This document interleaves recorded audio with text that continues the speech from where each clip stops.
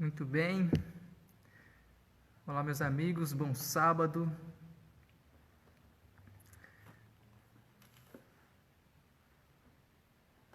Olá, é um prazer estar com você essa manhã de sábado. Estou aqui na Igreja Central de Mandaguari, que é a igreja sede do meu distrito. Estou sozinho aqui no púlpito pregando diante de um celular, os bancos estão vazios.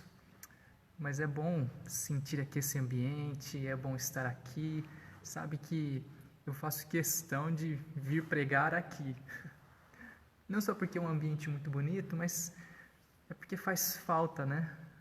Faz muita falta estar na igreja, né? Faz muita falta estar aqui na casa de Deus. A gente está tão habituado a estar aqui. Claro que Deus está em todos os lugares, Deus está comigo aqui, mas está com você também aí na sua casa, aí com a sua família. Mas esse é um lugar significativo, né? Esse é um lugar importante. E eu fico muito feliz de poder pregar daqui, vir aqui, fazer esse sermão e pregar daqui. E obrigado também pela presença de você que está entrando. Estou vendo aqui vários amigos, né? Pessoal ali do distrito de Cornélio, de Sertaneja, viu o rosto do Júnior aí? Ah, que legal. Que bom, meus amigos. É bom contar com a presença de vocês. Estou vendo minha mãe, olha que maravilha, minha mãe entrando aqui. Os recursos tecnológicos proporcionam isso pra gente, né? E é muito bom estar com você essa manhã. Hoje eu estou começando, estou vendo a André aqui também, né, participando. Hoje eu vou começar uma série, e essa série se chama Preparados. Na verdade é uma pergunta, né? Preparados?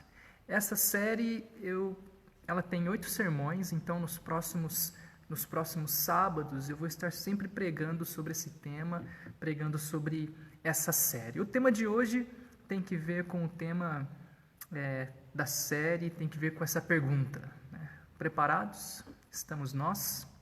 E antes da gente começar, eu gostaria de fechar os olhos e nós então iremos fazer uma oração, então iremos de fato entrar na mensagem dessa manhã, tá bom? Que bom que você está chegando aí. Nós vamos orar para meditarmos então na palavra de Deus. Feche seus olhos comigo, nós vamos orar ao Senhor. Grandioso Deus, bom Pai, louvado Senhor seja o seu nome, porque o Senhor existe e o Senhor tem cuidado de nós. Obrigado também, Pai, porque apesar dessa reclusão, esse confinamento a que estamos sujeitos, o Senhor proporcionou um caminho, Pai, um meio para que a pregação do Evangelho prossiga e continue alcançando os corações, alcançando as pessoas.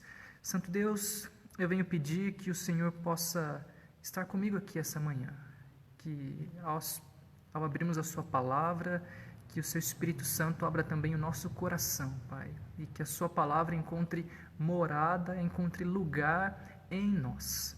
É isso que nós te pedimos, e pedimos isso em nome de Jesus. Amém. Muito bem, meus amigos, vamos então ao tema dessa manhã. Com os olhos fitos no céu. Assim amanheceram no dia 22 de outubro de 1844 todos aqueles que haviam acreditado na mensagem dos mileritas. Durante anos, Guilherme Miller e seus associados haviam pregado que a volta de Jesus se daria no final das 2.300 tardes e manhãs da profecia de Daniel 8,14, e agora o tempo estava cumprido. A data anunciada havia chegado. O grande dia da volta de Jesus. O coração quase que não lhes cabia no peito. A emoção, a expectativa, a ansiedade estavam à flor da pele. Olhando para o céu, eles procuravam pelo primeiro sinal daquela nuvem do tamanho da mão de um homem. Quem seria o primeiro a vê-la? Quem daria o grito? Ali, Jesus! Por horas, com os olhos fitos no céu. Eu me pergunto quanto tempo demorou para que o sentimento de expectativa se transformasse em preocupação. Os cálculos proféticos haviam sido revisados tantas vezes. Não havia dúvidas. As 2.300 tardes e manhãs realmente terminavam no dia 22 de outubro de 1844. Aquele era o dia. Ora, Onde então estava Jesus, que não aparecia? Fico pensando, como será que eles estavam ao meio-dia? Será que alguém teve coragem de sair para almoçar? Como desviar os olhos do céu para preparar alguma coisa? Talvez no meio da tarde muitos estiveram lutando contra pensamentos mais pessimistas. Alguma coisa está errada.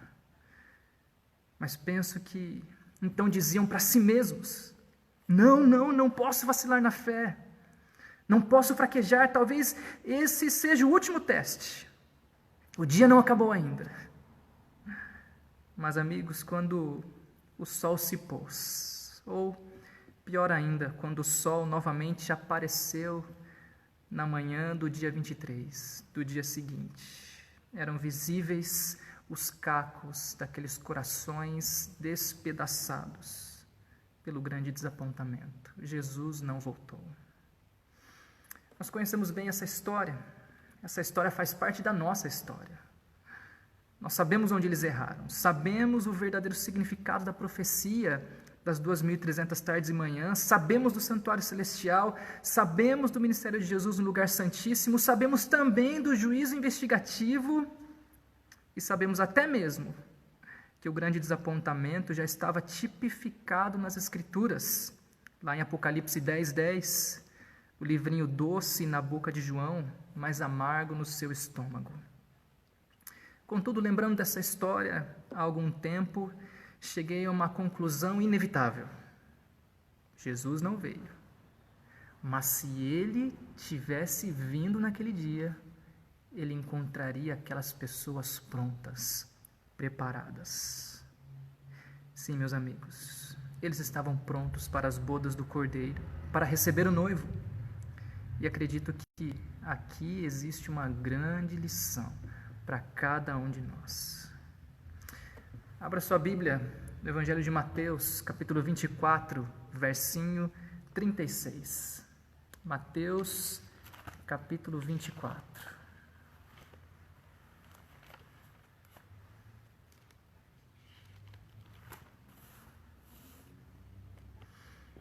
Encontrou aí? Mateus capítulo 24, verso 36. Jesus não voltou aquele dia, amigos, mas se tivesse voltado, eles estariam prontos. Encontrou aí?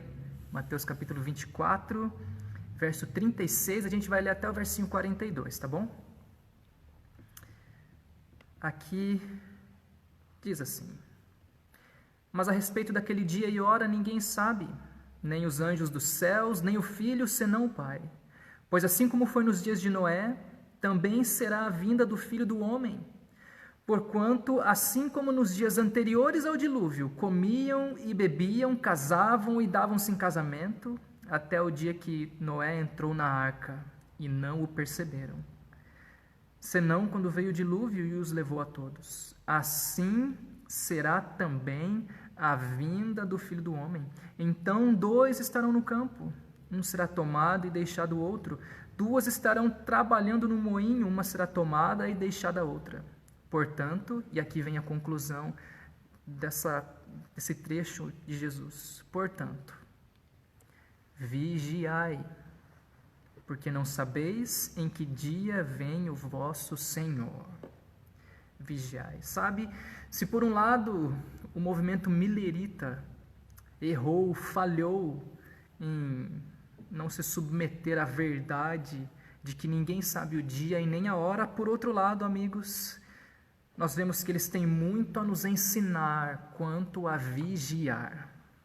Ao comentar sobre o impacto da mensagem de Guilherme Miller, a escritora americana Ellen White diz o seguinte em seu livro O Grande Conflito. Ela diz: em algumas das grandes cidades, seu trabalho produziu impressão extraordinária. Vendedores de bebidas abandonavam este comércio e transformavam suas lojas em salas de cultos. Antros de jogo eram fechados. Corrigiam-se incrédulos, deístas, universalistas e mesmo os libertinos mais perdidos, alguns dos quais não haviam durante anos entrado em uma casa de culto. Várias denominações efetuavam oração e louvor. Olá, voltou aqui, tive um probleminha técnico, mas voltou. Como eu ia dizendo, a poderosa mensagem de que aquela geração realmente estava prestes a ver o glorioso aparecimento de Jesus nos ares provocou nas pessoas um extraordinário impacto que nada mais no mundo poderia provocar. Cristãos de várias denominações se uniram num reavivamento sem precedentes. Descrentes se renderam ao Salvador. O clima, amigos, da iminente volta de Jesus era contagiante e despertava uma felicidade que era fora do comum. A iminente volta de Jesus, o clima da iminente volta de Jesus. Lembre-se de que a força dos cálculos precisos, dos cálculos proféticos da pregação de Guilherme Miller, era ainda potencializada pelo momento histórico peculiar vivido por aquela geração. Vou mostrar para vocês, veja, em 1831, quando Guilherme Miller começou a pregar, eram consideravelmente recentes grandes eventos proféticos e escatológicos. O grande terremoto de Lisboa, em 1755, o escurecimento do Sol e da Lua em 1780, o aprisionamento do Papa Pio VI em 1798, reconhecido pelos protestantes como a ferida mortal de Apocalipse 13. E então, cerca de 2 anos após o início da pregação de Miller, no dia 13 de novembro de 1833, cumpre-se mais um sinal da volta de Jesus, profetizado em Mateus 24, 29, a queda das estrelas. Imagina, todo esse cenário, todos os acontecimentos proféticos que precederam o início da pregação dessa mensagem. E agora, 2 anos depois que ele começa, mais um sinal da volta de Jesus, a queda das estrelas, 1833. Como você acha que ficaram Guilherme Miller e seus ouvintes? Como você acha? Jesus está às portas. Jesus está às portas. Sobre eles, Ellen White também diz: outro participante do movimento testificou. Está escrito no livro O Grande Conflito, página 401. Ele testificou: aquele movimento produziu por toda parte o mais profundo exame de coração e humilhação da alma perante o Deus dos céus. Resultou em desapego das coisas deste mundo, afastamento de controvérsias e animosidades, confissão de faltas, em contrição perante Deus e súplicas de coração arrependido e quebrantado, para que o Senhor lhes perdoasse e os aceitasse. Causou humilhação pessoal e contrição da alma, tais como nunca dantes testemunhamos. Alegria, ansiedade pela volta de Jesus, expectativa, mas também humilhação de coração, pranto, oração, jejum. Jesus estava às portas. E essa era, incomparavelmente, a melhor de todas as notícias que alguém poderia ouvir. Mas eles deveriam estar preparados para isso. Deveriam estar preparados para a chegada do noivo. O que você faria se você estivesse convicto da volta de Jesus em 2 meses? O que você faria? O que você faria se você soubesse que ele iria voltar em apenas 1 semana? E se fosse amanhã? Como você viveria o hoje? Você está pronto para encontrá-lo? Estamos prontos, amigos, para ver a volta de Jesus? Você está pronto? Sabe, amigos, jovens, familiares, eu sei que Jesus não vai voltar amanhã. Eu sei que você também sabe que dificilmente Jesus vai voltar em apenas 1 semana. E a verdade é que nós sabemos que é bem pouco provável que Cristo retorne mesmo em 2 meses. Nós conhecemos as profecias. É claro, podemos sofrer uma fatalidade, a gente pode perder a vida, sofrer um acidente, uma enfermidade, a qualquer momento, e então estaria encerrada a nossa oportunidade. Mas a verdade é que sabemos que ainda existem algumas outras profecias a se cumprir antes do retorno de Jesus. Não sabemos? Por exemplo, decreto dominical não tem que acontecer ainda? Nós sabemos disso. A chuva serôdia tem que acontecer? Nós sabemos. As 7 últimas pragas, fechamento da porta da graça, tem coisas para acontecer, nós sabemos. Perseguição, nós sabemos. Contudo, eu gostaria de levar você a refletir essa manhã que se estamos esperando algum desses grandes sinais acontecerem para que então a gente se prepare para a volta de Jesus, a verdade é que então estamos correndo sério risco. E eu vou te explicar o porquê. Abra sua Bíblia em Mateus capítulo 24. Talvez já esteja aberto, foi o último trecho que nós lemos. Mateus capítulo 24, nesse capítulo Jesus fala de eventos que serviriam de sinais, tanto para a destruição de Jerusalém, do templo, como também de sinais que antecederiam a sua segunda vinda. Por conta dessa mistura de sinais, nem sempre é fácil identificar com exatidão que sinais que Jesus disse ali são exclusivos da destruição de Jerusalém, que aconteceu no ano 70, e que outros sinais são exclusivos da segunda vinda de Cristo. Contudo, alguns são bem claros. Por exemplo, Mateus 24:14 fala da pregação do Evangelho a todo mundo. Esse claramente é um sinal da volta de Jesus, da segunda vinda de Cristo. Estudando o comentário bíblico, descobri também que o trecho que começa no verso 21 do capítulo 24 e vai até o 31, também se refere a sinais exclusivos da volta de Jesus. E aqui é aqui que eu quero meditar mais alguns minutos com vocês essa manhã. Mateus capítulo 24, a gente vai ler do verso 21 até o verso 31, tá bom? Começando no versinho 21, diz assim: Porque nesse tempo haverá grande tribulação, como desde o princípio do mundo até agora não tem havido e nem jamais haverá. Não tivessem aqueles dias sido abreviados, ninguém seria salvo. Mas por causa dos escolhidos, tais dias serão abreviados. Então, se alguém vos disser, eis aqui o Cristo, ou ei-lo ali, não acrediteis. Porque surgirão falsos cristos e falsos profetas, operando grandes sinais e prodígios para enganar, se possível, os próprios eleitos. Vede que vô-lo tenho predito.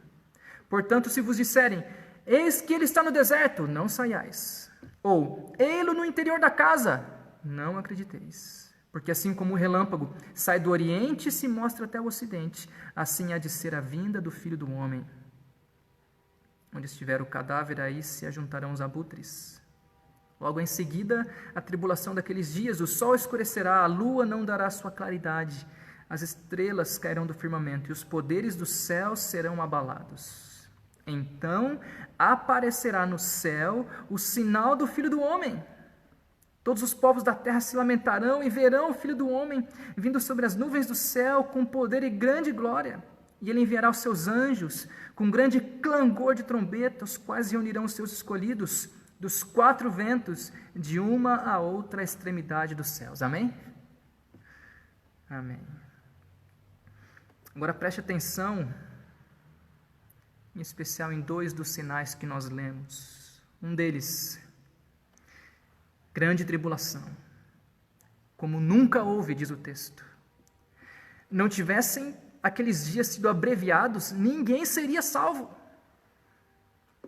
Segundo, falsos cristos e falsos profetas fazendo grandes milagres para enganar, se possível, os próprios eleitos. O que você acha disso? Você está preparado para enfrentar essas coisas? Um outro trecho do livro O Grande Conflito, do página 271, falando sobre essa angústia como nunca houve. Aqui diz, preste atenção, muitas vezes se supõe que a angústia é maior do que a realidade. Porém, não é o caso com relação à crise diante de nós. A mais vívida descrição não pode atingir a grandeza daquela prova. Entendeu? A mais vívida descrição não pode atingir a grandeza daquela prova. Em outro trecho agora do livro Eventos Finais, da mesma autora, diz: haverá uma sacudidura da peneira. No devido tempo, a palha precisa ser separada do trigo. Não vai longe o tempo em que a prova sobrevirá a toda a alma. A marca da besta nos será recomendada com insistência. Os que passo a passo cederam às exigências do mundo e se sujeitaram a costumes mundanos não acharão difícil submeter-se aos poderes dominantes, de preferência a expor-se a escárnios, insultos, ameaças de prisão e morte. Voltando ao livro O Grande Conflito, um outro trecho, agora da página 624, diz: como ato culminante, no grande drama do engano, o próprio Satanás personificará Cristo. Em várias partes da terra, Satanás se manifestará entre os homens como um ser majestoso, com brilho deslumbrante.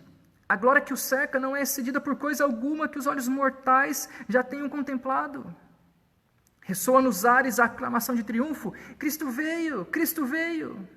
O povo se prostra em adoração diante dele, enquanto este ergue as mãos e sobre eles pronuncia uma bênção. Cura as moléstias do povo. E então, em seu pretenso caráter de Cristo, alega ter mudado o sábado para o domingo. É este o poderoso engano quase invencível. É isso, amigos, que está diante de nós. É isso que está diante de mim e de você. Se a volta de Jesus está perto, e nós cremos que sim, esses acontecimentos que antecedem a volta de Jesus estão ainda mais perto. Exatamente diante de nós estão eventos tremendos que irão definir de que lado nós estaremos na batalha final.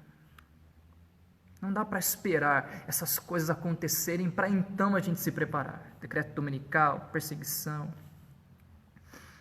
Não, eu preciso começar a me preparar hoje.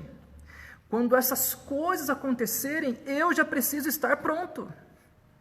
Ou você acha que quem não consegue ser fiel hoje, quando sair o decreto dominical, daí que vai conseguir ser fiel?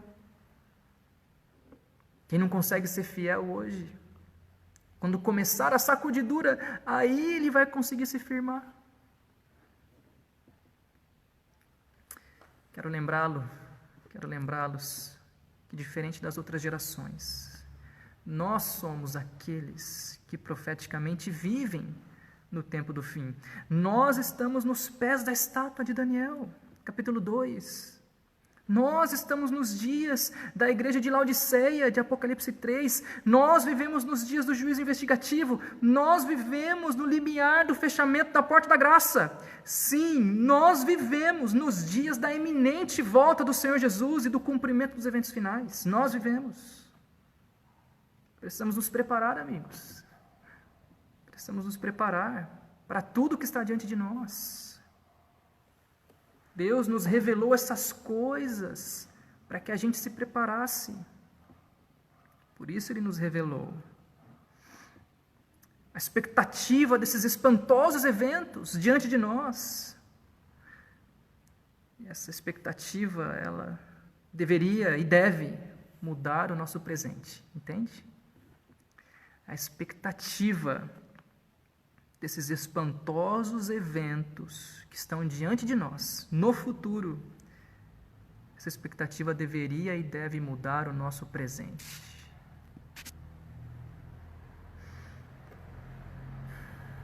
Isso deve nos levar a uma mudança.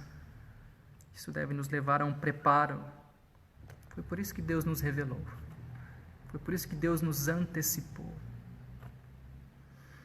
Que mudanças a expectativa dos eventos finais tem causado na sua vida? Que mudanças? Tem feito de você um homem mais espiritual essa expectativa?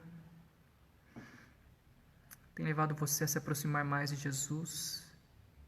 Estamos vivendo em um período atípico da história desse mundo. Nós estamos vivendo em confinamento, veja só. Quem iria imaginar algo como essa situação no começo desse ano? Quem iria imaginar que estaríamos assim agora? Essa crise tem levado você a pensar na volta de Jesus. Essa crise tem levado você a se aproximar mais do Senhor. Você está mais pronto hoje do que ontem para as bodas do Cordeiro, para receber o noivo. Normandia, 6 de junho de 1944. O dia conhecido como o Dia D. Sob o comando do general Dwight Eisenhower, os aliados, liderados pelos Estados Unidos, iriam invadir a Europa continental para tentar acabar com o jugo da Alemanha nazista. Foram mobilizados mais de 185 mil homens, cerca de 20 mil veículos aéreos, marítimos e terrestres. Incontáveis horas foram gastas em planejamento, logística, estratégia, treinamentos. Era o momento decisivo da Segunda Guerra Mundial. E jamais, amigos, a história seria como foi sem o devido preparo que eles tiveram. Hoje, diante de nós, se apresenta o dia D da batalha entre o arcanjo Miguel e o dragão. Logo veremos diante de nossos olhos as cenas finais do grande conflito entre o bem e o mal. O destino de toda a humanidade está prestes a ser selado eternamente. E precisamos estar prontos para isso. Você precisa estar pronto para isso. Nos próximos sábados, nós vamos nos aprofundar no estudo dos últimos eventos da história desse mundo e vamos entender como poderemos nos preparar para eles, para os eventos finais e para a volta de Jesus. Eu termino com Romanos capítulo 13, verso 11 e 12. Aqui diz assim: façam isso compreendendo o tempo em que vivemos. Chegou a hora de vocês despertarem do sono, porque agora a nossa salvação está mais próxima do que quando cremos. A noite está quase acabando, o dia logo vem. Amém? Que você reconheça o tempo em que você está vivendo, porque se você fizer isso, se você permitir que a convicção da iminente volta de Jesus tome conta de você, se você fizer isso, então você irá mudar. Vai despertar do sono, vai vigiar como nunca antes, vai orar como nunca e como nunca vai estar preparado para a volta do Senhor Jesus. Que você faça isso. Esse é meu desejo e a minha oração esta manhã. Feche os olhos, eu quero orar por você. Grandioso Deus, bom Pai, louvado Senhor seja o seu nome, porque o Senhor existe e o Senhor tem cuidado de nós. Obrigado, Pai, porque o Senhor nos revelou as coisas que estão diante de nós. O Senhor nos mostrou o que irá acontecer para que a gente não seja pego de surpresa, para que a gente se prepare. Pai do céu, nos ajude a aproveitar a profecia, nos ajude a aproveitar toda essa informação que o Senhor nos deu. Como diz Paulo, nos ajude, Pai, a reconhecer o tempo em que estamos vivendo. Nos ajude a perceber que a sua salvação está mais próxima do que quanto cremos. Nos ajude, Pai, a despertar do sono, porque a noite logo acaba, o dia logo vem. Que o Senhor me ajude e ajude esses queridos amigos e familiares a estarem prontos, a se prepararem hoje. É o que eu te peço em nome de Jesus. Amém. Que Deus abençoe vocês, meus amigos. Muito obrigado pela presença de vocês aqui essa manhã. Nós, então, vamos continuar nos próximos sábados falando sobre esses eventos finais. Essa série tem 8 capítulos, hoje foi o primeiro. Vai ser um prazer contar com você nos próximos sábados, tá bom? Deus abençoe você. Foi muito bom ver o rostinho de vocês aqui. A Ellen, a Andréia, o Júlio, Eliel. Estou vendo o rostinho do Vande, do Alexandre, da Amanda. Minha esposa ali também, meus familiares. Foi um prazer. Que bom que vocês estiveram aqui. Que o Senhor esteja com vocês, esteja conosco nesse restante de sábado. Na próxima semana estaremos aqui de novo. Deus abençoe vocês. Que você se prepare. Grande abraço, meus amigos.